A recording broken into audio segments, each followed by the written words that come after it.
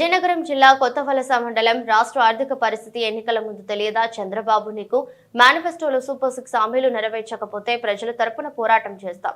Media సమావేశంలో శృంగవరపుకోట మాజీ శాసనసభ్యులు కడుబండి శ్రీనివాసరావు ఈ రోజు కొత్తవలస క్యాంపు కార్యాలయంలో శృంగవరపుకోట మాజీ శాసనసభ్యులు కడుబండి శ్రీనివాసరావు మీడియా సమావేశం నిర్వహించి మాట్లాడుతూ గత 2 రోజుల క్రితం మీడియా సమావేశంలో ముఖ్యమంత్రి చంద్రబాబు నాయుడు చెప్పిన మాటలు హాస్యాస్పదంగా ఉందని, సూపర్ 6 పథకాలు అమలు చేయాలి అని ప్రజలు అడుగుతుంటే రాష్ట్రం ఆర్థిక పరిస్థితి బాగోలేదన్న చంద్రబాబుకి ఎన్నికల ముందు రాష్ట్రం ఆర్థిక పరిస్థితి తెలియదా అని ప్రశ్నించారు.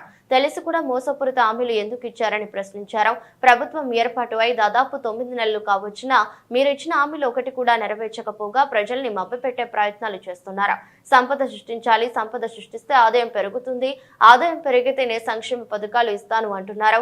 అది జరిగేది ఎప్పుడు? సాధ్యం కాని దొంగ హామీలు ఇచ్చి ప్రజల్ని మభ్యపెట్టి అధికారంలోకి వచ్చావు. సూపర్ 6 హామీలు ఖచ్చితంగా నెరవేర్చకపోతే ప్రజలు తరపున పోరాటం చేస్తాం. కార్యక్రమంలో ఎంపీపీ గోపమ్మ, మండల పార్టీ అధ్యక్షుడు ఓపిన నాయుడు, మాజీ పిఎస్ఎస్ అధ్యక్షుడు గోరపల్లి శివ, జేసీఎస్ ఇన్ఛార్జి బొంతల వెంకటరావు, కొత్తవలస సర్పంచ్ మచ్చ ఎర్రయ్య, రామస్వామి, వైస్ సర్పంచ్ చెల్లయ్య, కంటకాపల్లి సర్పంచ్ మదిన అప్పలరాము, చిన్నరావుపల్లి సర్పంచ్ బుసల దేముడు, చింతలపాలెం వల్ల భీష్మ తదితరులు పాల్గొన్నారు.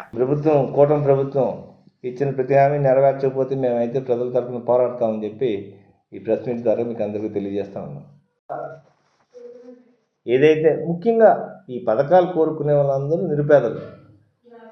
ఈ పథకాలు ఈ సూపర్ 6 అన్నీ కూడా రైతుల కోసం, మహిళల కోసం, విద్యార్థుల కోసం, వృద్ధుల కోసం, వీటి కోసం అని చెప్పి పెట్టిన పథకాలు ఇవి. ఎవరో డబ్బున్నోడికి పర్వాలేదు, నీ అప్పు తీర్చలేమంటే ఇది వేరే విషయం. ఈ పథకాల మీదే జీవితాలు గడుపుతున్న కుటుంబాలకి ఇంత ఘోరమైన అన్యాయం చంద్రబాబు నాయుడు గారు చేశారు.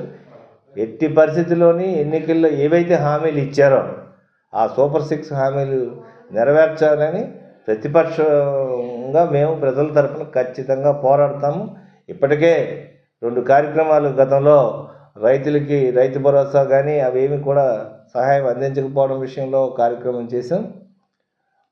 అదేవిధంగా ఎన్నికల్లో విద్యుత్ రేట్లు మేము పెంచము, ఇంకా ఏమైనా ఉంటే తగ్గిస్తామని చెప్పిన పెద్ద మనిషి రాగానే, అధికారులకు రాగానే కరెంటు రేట్లు పెంచడం ఎంత దారుణం అనేది దాని మీద కూడా మొన్న మేము కార్యక్రమం చేసాం.